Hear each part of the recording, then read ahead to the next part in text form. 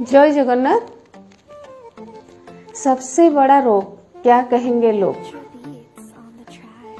आमे जेतेबेले किछि करिबा आरंभ करि दियंती सेतेबेले देखिबे लोकंकर कहिबा मध्य आरंभ हो जाए।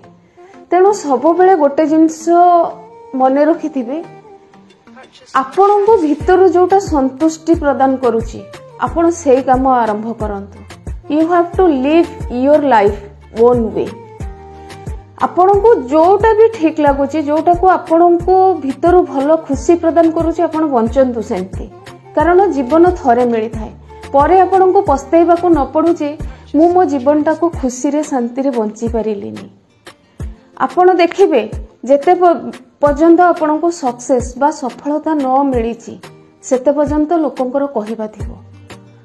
Success is relative. More the success more the relative. आपण देखंतु आपण को जेतेबेले सफलता मिलिबा आरंभ करि जिवो सेतेबेले देखिबे आपण जहां को जीवन रे केबे जानि भी नथिबे पिला बेलो आपण जहां को ना सुनि भी नथिबे आपण को सेही रिलेटिव सेही बंधु बांधव माने सृष्टि होबा आरंभ करिवे। तेणु केबे लोकंक कथा सुनंतुनी।